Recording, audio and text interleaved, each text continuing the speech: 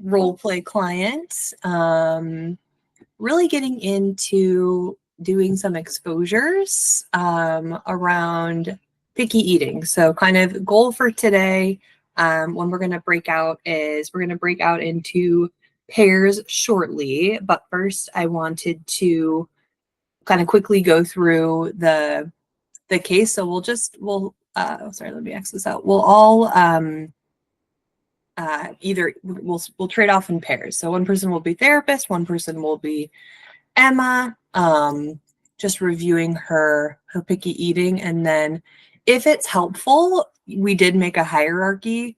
Now I recognize that everybody's in a different space today and probably has all different types of food around you, so you don't have to stick to exactly what Mia was kind enough to use for this exposure. But again, the goal is like really getting comfortable diving right in. So before we break out, I wanted to make sure everybody had a good sense of the case.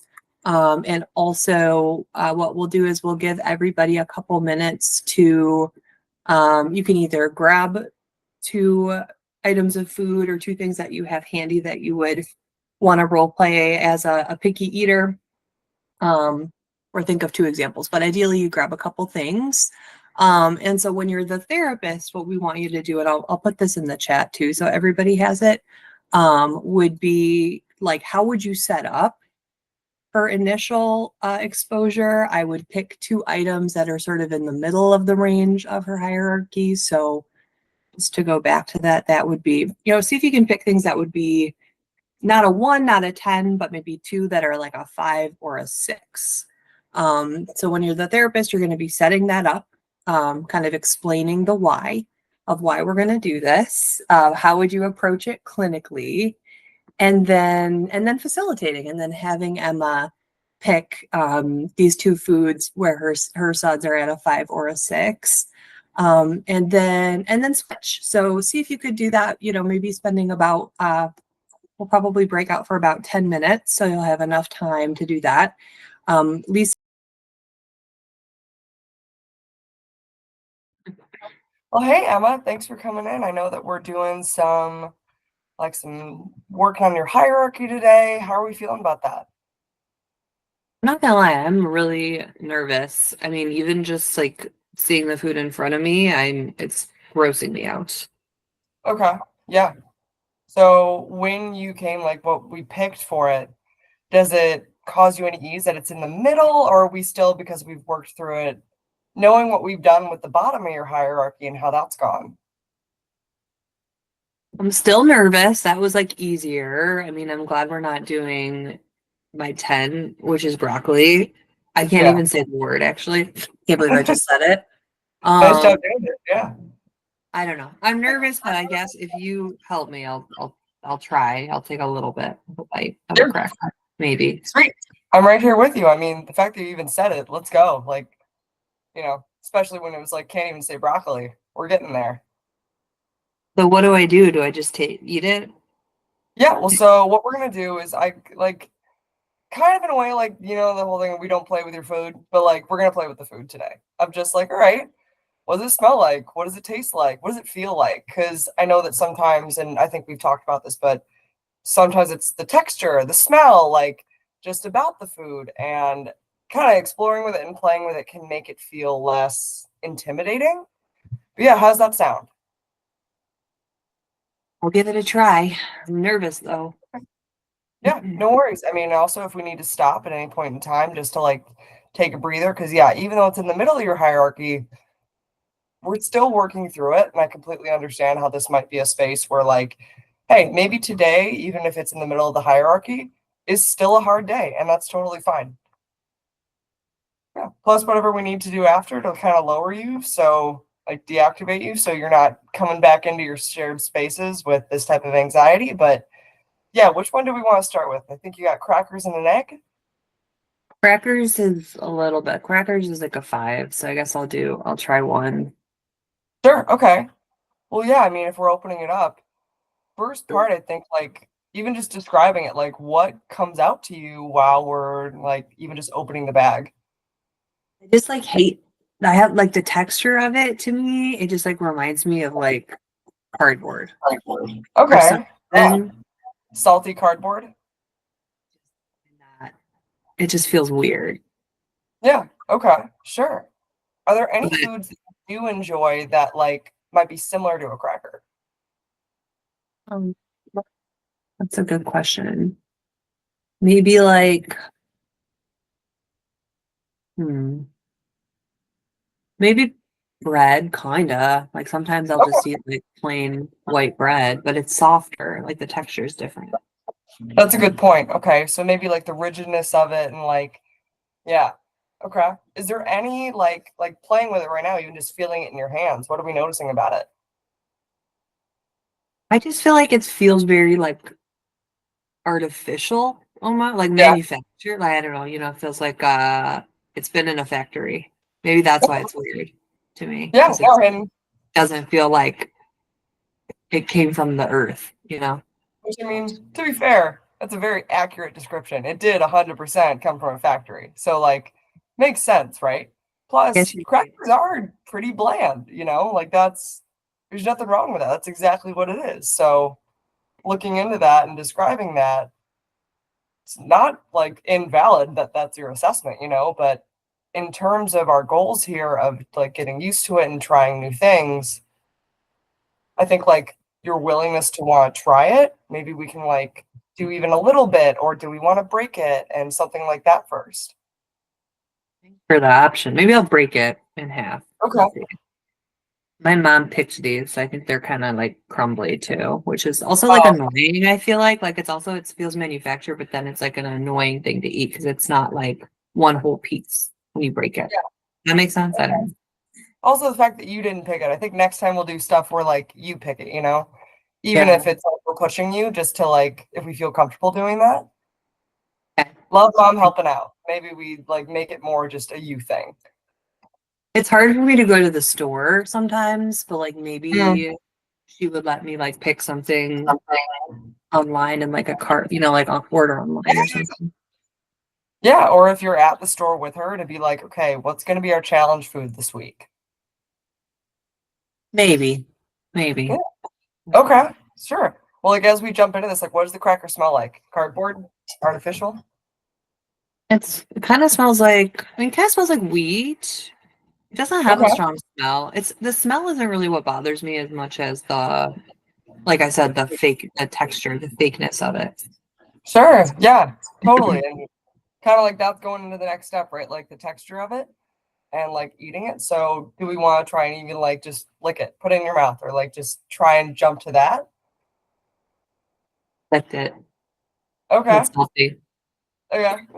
It's a cracker. Yeah. All right. Okay. How do we feel about like actually eating it now? I would do like a tiny, can I take like a mouse bite? Yeah, 100%.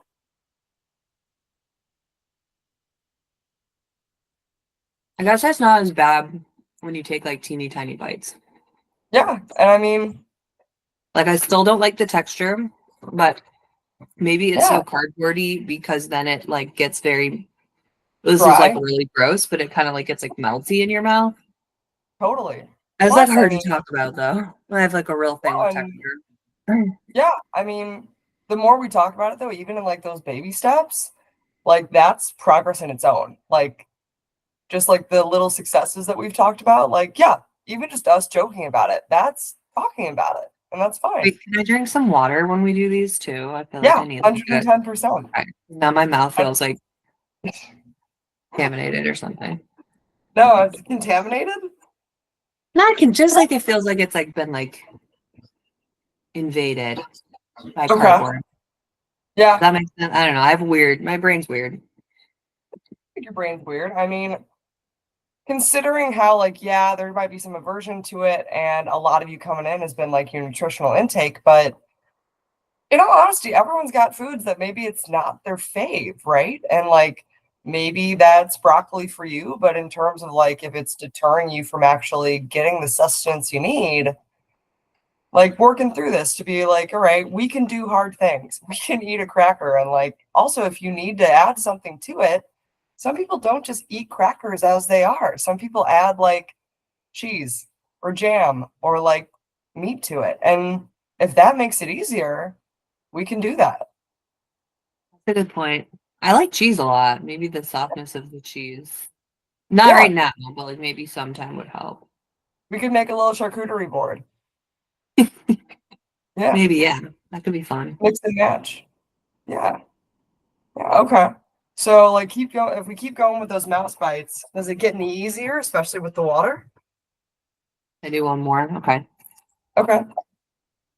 Mouse bites. I love that. Maybe a little bit. Okay.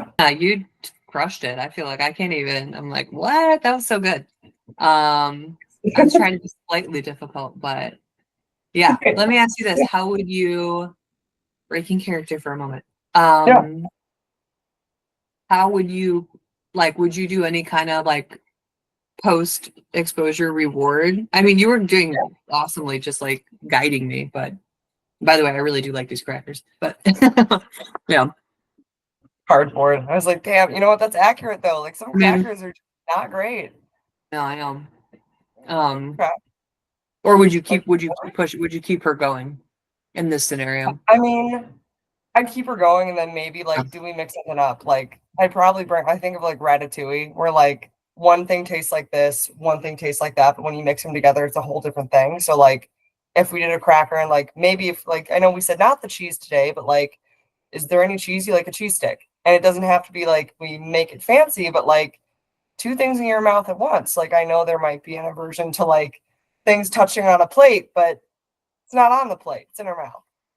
Yeah, that's a Or good like, do point. we compare it to like mac and cheese or something like that? Like, yeah, I don't know. Like, but for the reward too, it could be like, do we play a game? Do we like Right. do Something something after? non-food related. Yeah. Yeah, especially Yeah. because like I think like especially with adults where we do mindfulness, especially with the kiddos.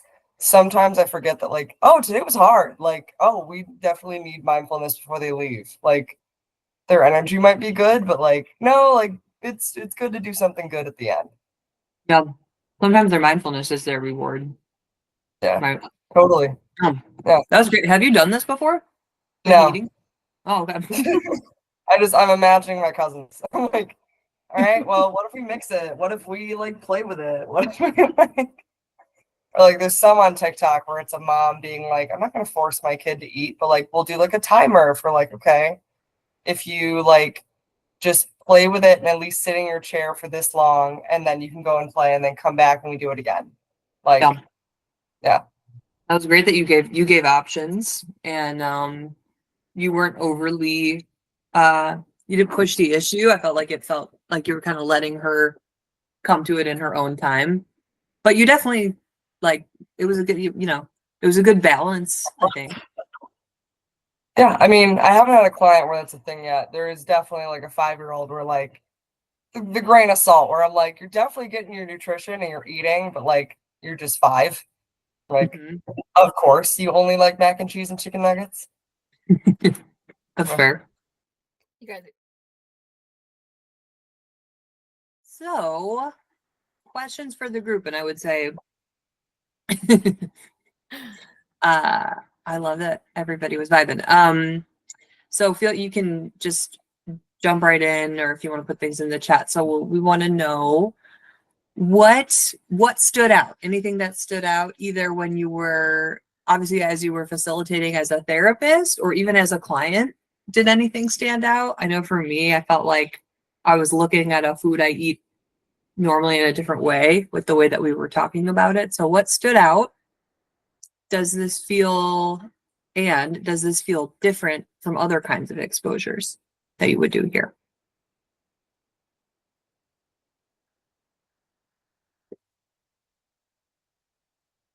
Cameron and David, I mean, I'm just like now I'm dying to know how it went. So I'm gonna volunteer you. Sorry. Sure. Um, so I guess yeah, having the different roles definitely gives you a different perspective on how you go about it. Kind of like what you were saying, like even though I had some different fruits, love them all, but just forcing myself to have a different story about it, I think that's what kind of stood out. And I think I didn't bring it up when it was my turn to be the therapist, but I think that's another great way to kind of get someone pumped and maybe motivated into trying to look at the thing that they kind of think is disgusting, and just like, what if we were to at least say or pretend like it was something that you loved, right? Let's look at it in a better light. Because I think that definitely could, at least if we were to do it, I think it'd be pretty impactful. Yeah, no, I feel like it's not too completely different from maybe the other exposures that we probably tend to do in our work. So that was pretty fun, honestly. I'm glad. Cameron, how about for you? Yeah, I was gonna say something. I tried to challenge David, and he was like, "Can you do this exposure?" And I was like, can I plug my nose? Can I do some safety behaviors?" And he did a great job of like explaining to me why I can't, or why I could like do it once with a safety behavior, but then like we're gonna challenge me to like not have that in place. And so I think he did a great job of explaining why we're doing what we're doing and like why we want to try to fully experience the food and just be open to it. And so I thought that was really awesome. And yeah, I haven't had any clients with ARFID or food avoidance, and so I haven't done this before, but it was fun to play around with it and see how to use exposures this way. Yeah. Oh, I'm glad. David, great job. It sounds like, yeah, explaining the why is so important. Like, and helping, it sounds like you did a great job, like, you know, like not the right level of push, I think, with the safety behaviors, like pushing her in the way that she needed to be pushed in that moment, but still being, you know, like clinically on it and warm and like pacing it out. I want to hear from some other people, but I'll say I want to shout out Anna because similarly, she did a great job as my therapist, making the exposure happen, but all the while like talking me through it, giving me options, like really normalizing things, like owning that, like, yes, the texture of crackers like is weird because my person really had a hard time with how crackers are like very artificial. And she's like, yeah, they are. And, you know, she's like, that's true. And then, you know, is it like any other foods? And so I felt like she did a really nice job with just owning that part and not making me feel, you know, odd or any, you know, othered in any way, but still getting me through my disgust. Who else? Caitlin, how about for you? Anything that stood out, anything that was different or similar from other exposures that you've maybe worked on here? I think through talking about it, something that Sarah and I pointed out was like we kind of went into full, like we looked at it, like opening the bag, looking at it, smelling it, like went through it all kind of together and ended up eating it. And then afterwards we were talking about how really with like a client, depending on how adverse they were to trying it, we could break that down kind of in the other way we do with exposures. And like maybe the first day is just like looking at it and opening a bag. Like maybe we don't get to actually eating it. And so that was like a good reminder of kind of similar to like the other exposures that we do, like being able to break it down and like what that looks like for different things. So that was a good reminder because I think Sarah and I both like haven't had that here yet. And so like thinking about what that would actually look like was helpful. Great. Yeah. So you started slow, but you were still like, yeah, you were like opening it, getting the sensory experience. It's good practice, I would imagine. Yeah, definitely like validating each other throughout the way and yeah, going step by step. We were wondering also, like, I did raisins, which is kind of a gross food to like examine, like look at. We were wondering if you should also like skip that and just like go right and skip the looking at it instead, because almost that made me be like, oh my god, this is gross, and go right into like smelling and tasting and stuff instead. I don't know. A really good question. Skip the part where you would use a visual, like the visual review. Yeah, just like looking so closely at it. Yeah, I mean, I think I would keep the why in mind, to David's point too. Like if that client really has an aversion to the way that a food looks, I mean, eventually you want them to still be comfortable looking at it, because I guess looking at food is part of eating it at the end of the day, but really examining it, you know. The goal for this was to really push through like actually eating it, even if it was a tiny bite. So right. It would be a little bit like case by case, but I agree with you. If I were to look at a raisin for a long time, I probably wouldn't want to eat it either. So consider that and consider the client's level discussed. And also like, maybe it's not about like, for me, again, it wasn't so much the visual, it was the texture, right? So I could tolerate that for a while, but then again, Anna did a good job. It's like, we call them mouse bites, right? Just taking little teeny tiny bites. So I guess it depends to answer your question. Anybody else? I would love to hear from like one more hair, and then I have a couple other questions to throw at you. Yeah, Lauren T, go for it. Hi, I would just add that it was cool to see how many different things you could do with food exposures too, kind of like other ones too. But I feel like this one you really could take it in so many directions. Like, for ours, Haley did part of an imaginal exposure, which I hadn't really thought about too. So that was like a good reminder too. Like, okay, feeling it, you could eat it, do imaginals around it. So it's cool. You can be really creative with it too. That's a great point. Yeah, there's lots of different ways you could go, and that kind of gets at what we were just talking about too, Sarah. Like you can, it's actually a good modeling point to be creative with picky eating, especially because it's helping with that. Part of what it is in my mind is like some rigidity around food. So like being playful, and exploring. I like that you did an imaginal exposure. Haley, tell us about the imaginal exposure. Yeah, like when Lauren was like, I'm feeling anxious, I'm like, well, let's just like not even think about touching it. Like, let's just like imagine what it would like feel like and be like to have it in your mouth before we even like think about taking a bite. Just to like already get that like anxiety up and like help build that tolerance. Yeah. I love that. It's a great call. Yeah, like imagining the tasting experience before diving in. Still an exposure at the end of the day. That's so cool. Thank y'all for sharing. If other thoughts come up as we're talking, feel free to raise your hand or whatever you need to do. So we've talked about vomit phobia not too long before we were getting into picky eating and ARFID. So I'm curious, like thoughts on how is this process, if you remember, we made like homemade vomit when we did that. How was this exposure experience and the setup of it similar, would you say, to the vomit phobia thing, or how was it different? 10 questions.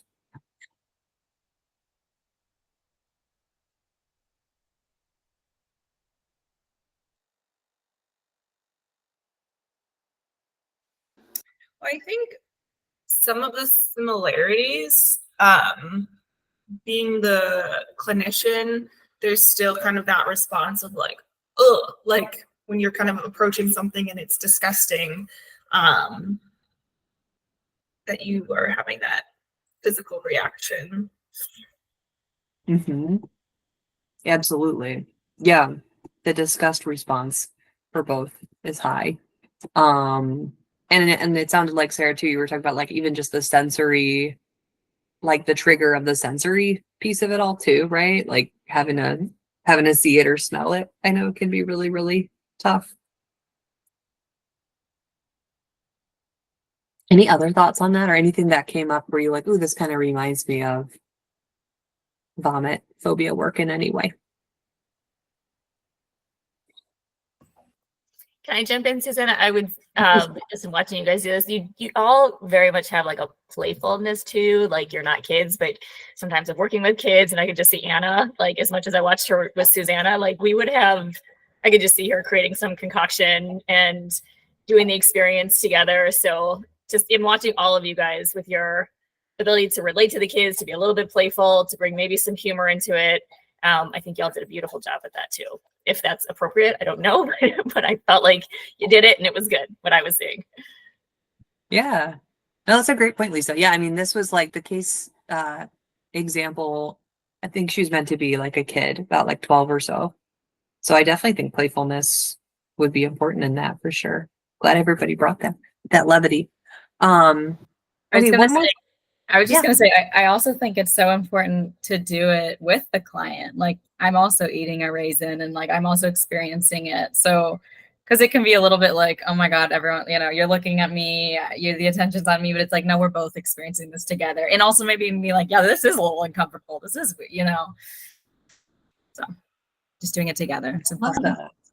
Yeah, being that active partner with clients is really important. Yeah, and I know I was feeling it when we were doing the bond one too. I was like, it's not fun for me, and I've had that a lot with like it's I think it helps find sometimes for us to show it's a hard thing for all of us, and it's normal in life. We're gonna have certain things that are more easier to do or more appealing than other things. One thing that came up, I know I was kind of playing with when I was in character, the family dynamics, right, around picky eating. So Anna and I started talking about, she was also trying to do some imaginal exposures with me around like, would you, because I said, oh, I don't really like this kind of cracker. And she's like, well, my mom picked it. And she's like, well, would you go and pick something? I was like, well, it's really, really hard for me to go to the store. Right. And so that kind of brought us to, how would you navigate supporting, say, parents or other family members around the exposure work that you're doing with picky eating? Or thoughts on it? Does anyone have experience with that yet at all? Somewhat? Okay. Or thoughts on, so thoughts on how you would broach it. How would you talk with a parent about it? Maybe especially if let's say they get kind of dysregulated after an exposure and then like, mom picks them up and they're in tears, right? That would feel really hard as a therapist.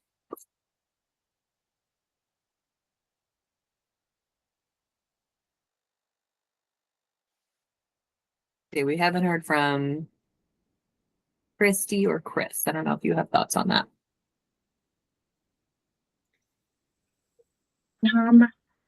Thinking just generally about family dynamics, I do have right now a 12-year-old on my caseload where we're talking about eating issues. And a big issue is the family dynamics, that she makes comment. She's underweight, so she has had to go like inpatient and gain weight. So it is a medical concern. But with the family dynamics, she will comment about other family members not having to have a snack or getting to choose what they eat and choosing less or something different than she's eating. And that's making her feel like a lot of the treatment for her stuff is a punishment.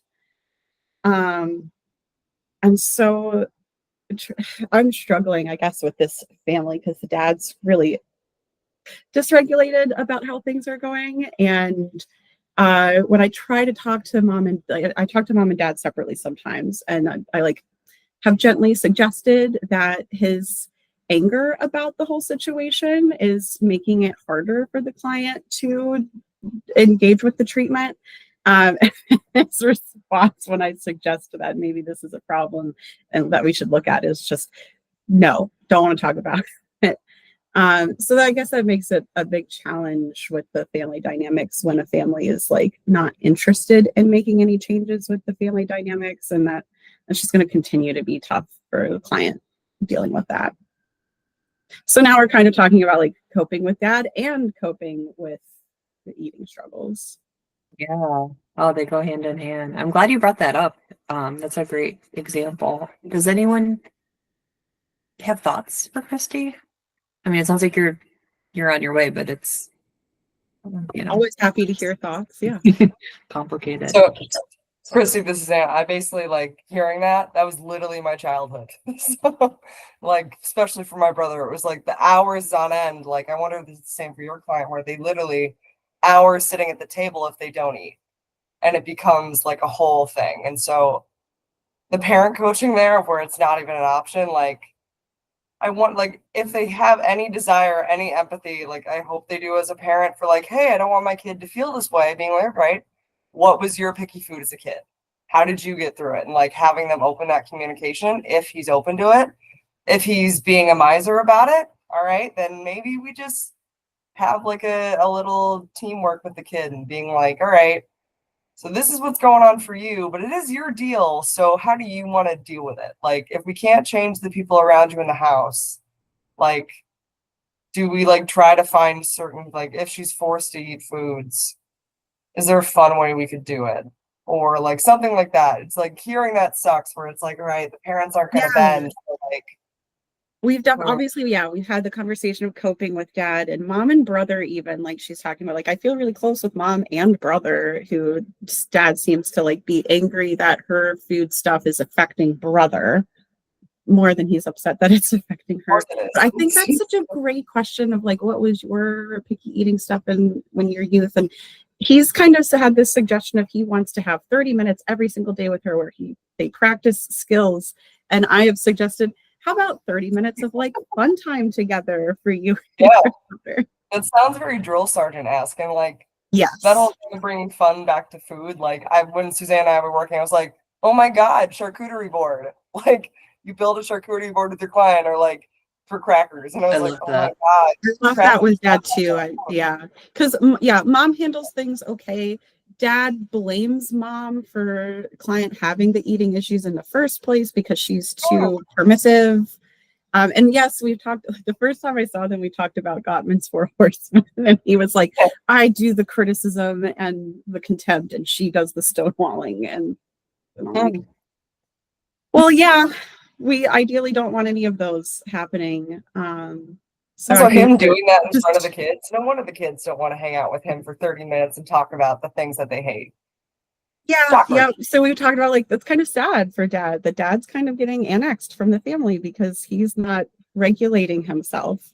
So what can you do to regulate yourself so that you can stay in connection with the people that are important to you as you go through life? Yeah. That's beautifully said. Yeah, Lauren, please. Christy, would you ever invite the dad into the session to do some exposures and kind of model that for him? 100%. He has been invited and asked, and he says he would do it, but he has not shown up yet.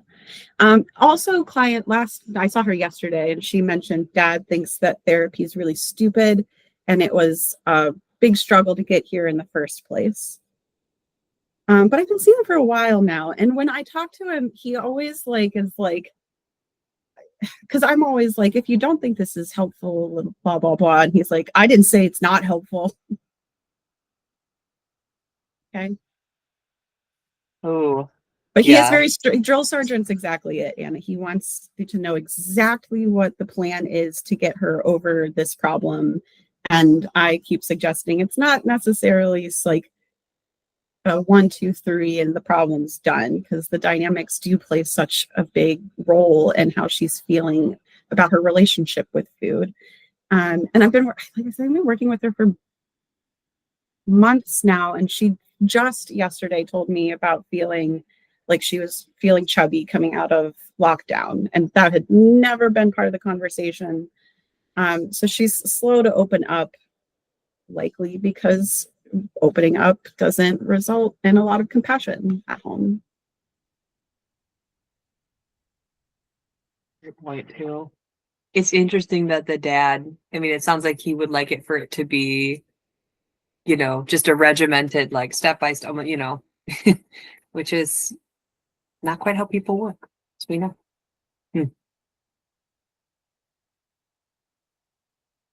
Other thoughts for this family, or thoughts on the family dynamic piece with picky eating overall?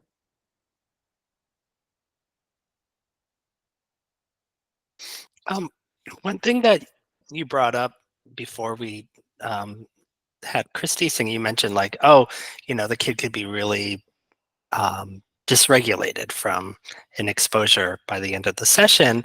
I try, it doesn't always work. But in perfect world, I had during my internship, one of the therapists there mentioned like, think of like therapy like a surgery, so that you need to sew them up before they walk out the door. You don't want to leave them with like an open wound. So I try, it doesn't always work, but I try to like make sure that I put some buffer time so that it's like, okay, exposures are going to end about 10 minutes before, so that we can do some debriefing. And if we need to like do something completely different depending on the age, like, you know, play Uno or something, that then it's like, okay, we're ready to go. Doesn't always work, you know, but yeah. I try to make sure I'm not sending them out the door like that.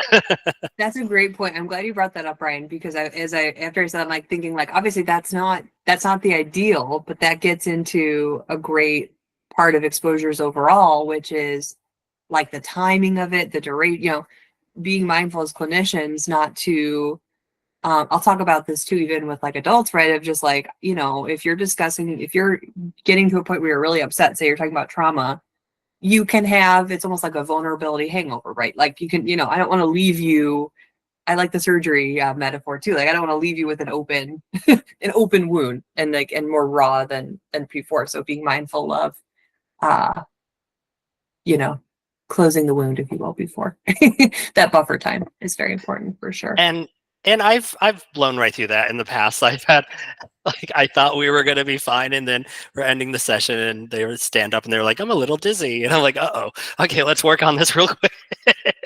So yeah. And actually all the more reason to dive in, you know, earlier, right? And to like rip that Band-Aid off yourself as a clinician and then give more time on the back end, I would think. Yeah. But leaving busy. Yeah. Give them a minute. I appreciate that. Well, y'all did great. This was super fun. Thank you for playing and diving in, and hopefully everybody was okay with eating a little bit too. It is the morning.